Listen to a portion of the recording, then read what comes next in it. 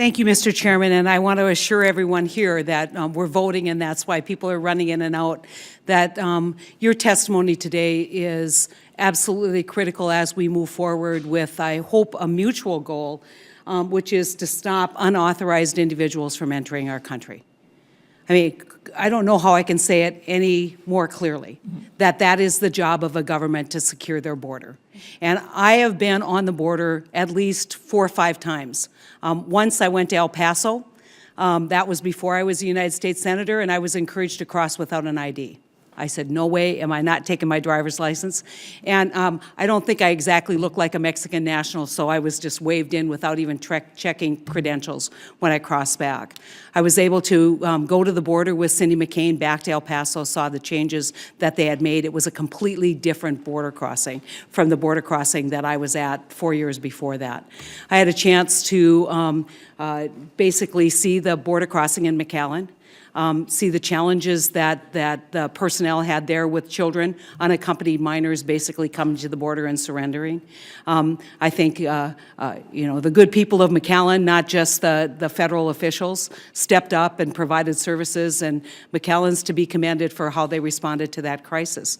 Then I had a wonderful opportunity at the request of Mr. Buffett to come out to the Arizona border in Cochise County, and was hosted by the sheriff and by Mr. Buffett. I would encourage everyone on this committee who thinks they know about border issues to actually go to the border and actually visit with people who are on the front line, whether they are law enforcement officials, whether they're business people, whether they're ranchers, who Mr. Buffett speaks for today. It is an atmosphere of fear. It's an atmosphere of intimidation. It's an atmosphere where, my land used to be worth this and it's not worth this anymore. We have to prove negligence on the part of Border Patrol or Border Protection before we're compensated for the damage done to our land. That's another issue we haven't even touched on. But what frustrates me with hearings like this is you all come with good ideas, you all come aware of the situation, and you get a lot of politics, I think, back. So how about we just start talking about solutions? How about we just step up and say, let's get it done. Let's figure out how we're going to actually listen to the sheriffs on the border. Let's talk about how we're going to listen to the landowners on the border, how we're going to listen to businessmen on the border, and then listen to the people who are on the border who are responsible for protection. And so I think that there's been a number of really great ideas today that have been advanced, particularly in your testimony, Mr. Buffett. I think we need to have a broader discussion about what those things do. But getting to the view from a mile high, Sheriff, I think you said it best when you said, we're operating on a plan of border security that was written in the 90s to basically prioritize the points of entry, prioritize the large population areas, and as a result, this balloon has pushed particularly the criminal element to the rural communities where those individuals are most vulnerable. And I speak as somebody who was involved in rural law enforcement for a lot of years. So my question to you, Sheriff, is how do we institutionalize a consultation or a communication with border sheriffs, with border chiefs of police, in order to make sure that those voices are heard at the federal level? We already have an association, Senator. It's the Southwest Border Coalition, made up of sheriffs, the 24 counties on the border from Texas to California. We collaborate, we work together, we have a strong association, and I would say 99% we're in agreement on what needs to be done. All the way up to the National Sheriff Association, where there is a comprehensive plan on border security, along with our Arizona and Western Sheriff Association. One of the suggestions I have, along with my fellow sheriffs, is that we respectively work with our state governors, who automatically work with you all when it comes to keeping all the stakeholders involved. I think it's so important. The other aspect of it is the local collaboration. In our county, we work very close with Border Patrol, the state agencies, the chiefs, myself. We meet every 3 months. We talk about the hot topics, what's going on, and we bring solutions to the table, how we can do the job better, our interoperability, our intelligence sharing, our ability to work face to face.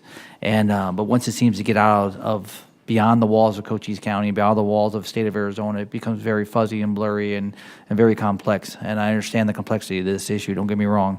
So I say we include your sheriffs are a direct voice of trust in their respective counties. So I think it's important that we continue that voice with the sheriffs and not ignore us. The other aspect, I gotta say, I'd be remiss if I didn't say it, is the funding absence for local government. Again, like I was talking with our border team, that is a mission-driven team under the sheriff's mission, supported by Border Patrol, Customs, and U.S. Force. Again, 6 to 8 weeks, we took 30 smugglers down. 3, I believe, were teenagers. And the federal government has a technicality where they don't challenge or don't put away teenagers for smuggling. They go back across the line. We actually prosecute them. We ran them as adults, put them in our detention, and then up to the prison. So like I said, all 30 went to the state prison. We have no issue with that. When it comes to our state criminal alien... But you are incurring the costs. We're incurring all these costs. And I'll give you an example. Under SCAP, which is a state criminal alien apprehension program, which has been redefined to, I think, very, very challenging. So in the last 2 years, we've had $750,000 in expenses to house illegals at the county jail. In return, the federal government has given me about $45,000. So I'm getting pennies on the dollar to house illegal criminals in our jail. I think the point that I want to make is that as we're talking about resource reallocation or plus up, we need to involve the sheriffs and we need to involve the programs that provide for collaboration with local law enforcement.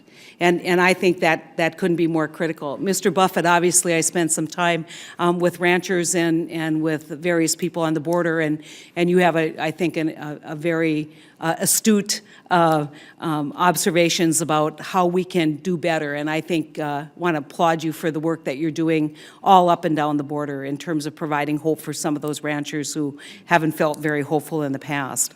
But I want to turn to some of the issues that Ranking Member Carper was talking about.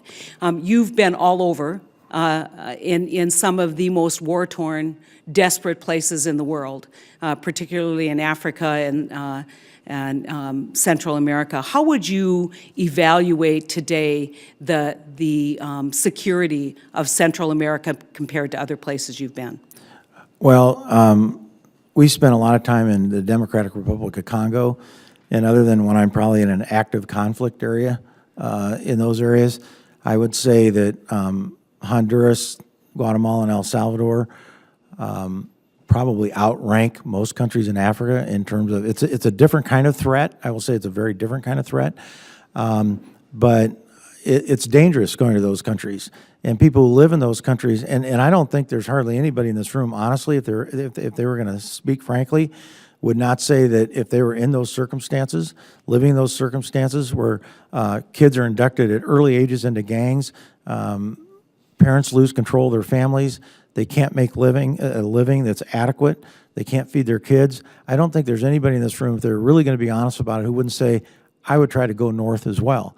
So I think my point in my testimony is that as long as we don't have a border that is secure, as long as people think that they can cross that border, as long as they believe they can get into our country, we are contributing to that humanitarian crisis by not controlling that border.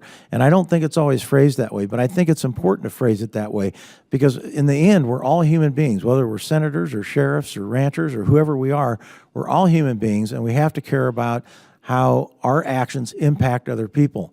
And so it's true, the majority of the responsibility clearly falls on those governments. There's no question about that.